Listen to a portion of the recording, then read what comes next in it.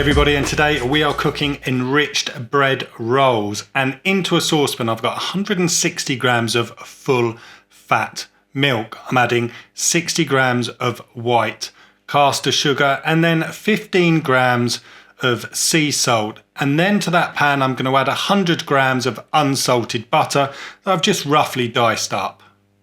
And then over a low to medium heat, just keep giving that a stir until the sugar's dissolved and the butter has melted. While that mixture's cooling down, grab yourself a mixing bowl and some scales and add in another 160 grams of whole fat milk, a couple of eggs, that's 2 eggs, these weigh approximately 50 grams each, and just give those a whisk. Grab your mixture in the saucepan, do make sure this has cooled down, add that into the bowl, give it a bit of a mix up, and then we're going to add 8 grams of dried yeast. And now it's time to add 600 grams of strong white flour. Mine's 13.2% protein, but you can use anything around 12 to 12.5%. That's going to work perfectly for this recipe. Next stage is to bring this mixture together loosely. We're not trying to form a smooth ball or anything like that. We just want to create a bit of a shaggy mess, let the flour and all the liquids get to know each other. So using a bowl scraper, you can just bring these together gently, as I say, until we've got that shaggy mess. And then we're going to cover it with a plastic bag and just leave it for 30 minutes covered at room temperature. Now, while that's resting, you can get your egg wash ready, grab a bowl, a jar, crack an egg in there, add a good pinch of salt just to help break the egg up and give it a good whisk together. Okay, so after the 30 minutes, you can grab your bowl, uncover it, and this is what you're looking for. If you look, you'll see that the mixture's kind of got smoother on its own and we haven't even done anything with it yet. So get that turned out onto your side, and now's going to be the time where we start to give this a bit of a knead. Now, there are many different techniques to kneading, but to be fair, all you really need to do is to agitate the dough, pushing it, pulling it, and actually stretching it, and that is going to help build the gluten structure.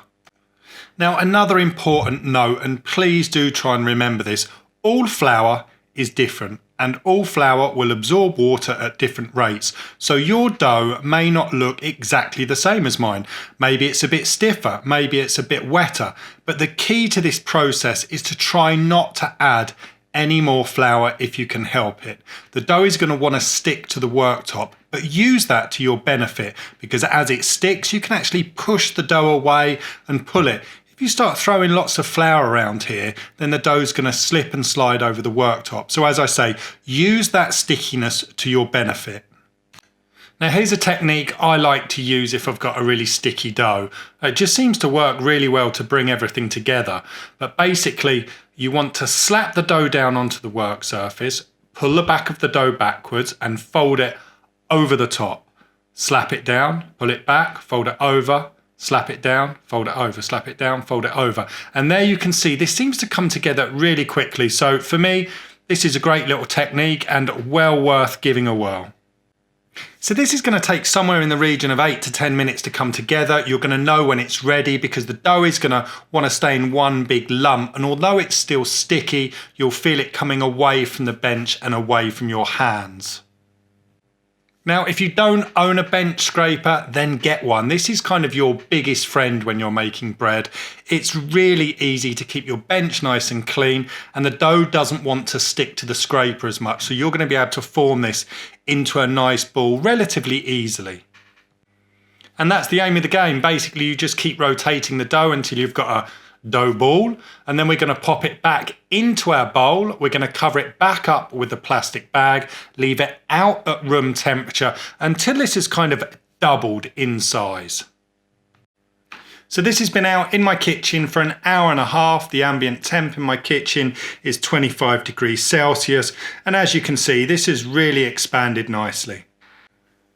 So we'll get this turned out onto the work surface. Now, there is absolutely no need to go smashing the living daylights out of this dough. You do not need to punch it. You do not need to knock it back like it's your worst enemy.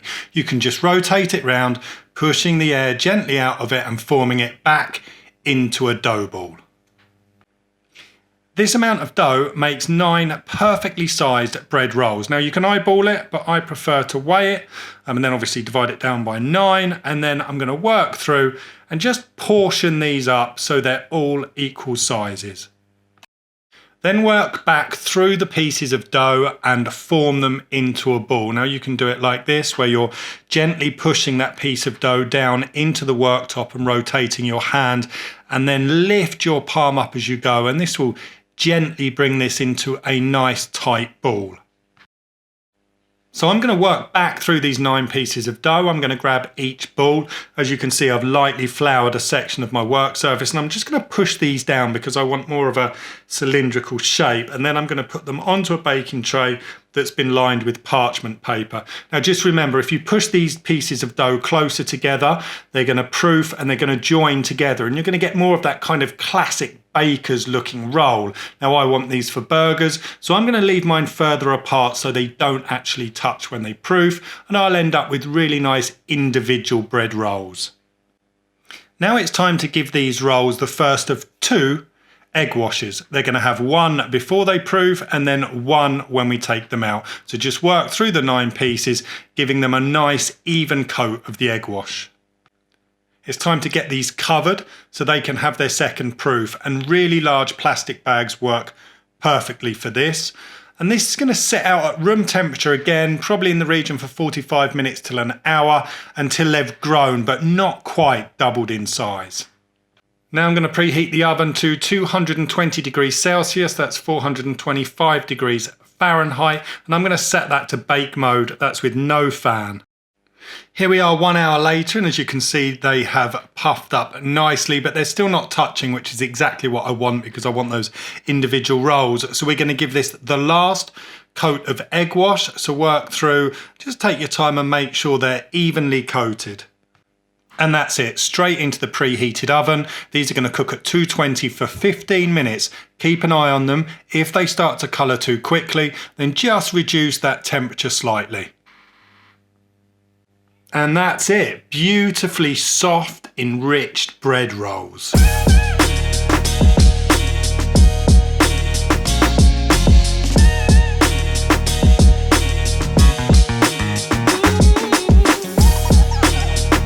Right, let's give this a whirl. Now, if any of you have been following me on Instagram stories, you'll see that this has been something I've been cooking a lot over the last week or two. I'm really trying to get this recipe right and balance the sweetness and the fat. Oh yeah, very good. You get a nice contrast in textures. In the middle it's still nice and soft, but the outside, where it's had the egg wash and baked, it's got like a chewy texture. You get the fattiness from the butter and the milk. The yeast is coming through, and the sweetness is really well balanced, which makes this a great versatile roll. Now, like anything, if you give this recipe a go, anything else on my channel, or just want to keep me up to date with what you're cooking at home, and you're on Instagram, then please head over there and tag me in what you're cooking. And for now, I'm going to say thank you very much for watching. I'll see you again very soon. Stay tuned.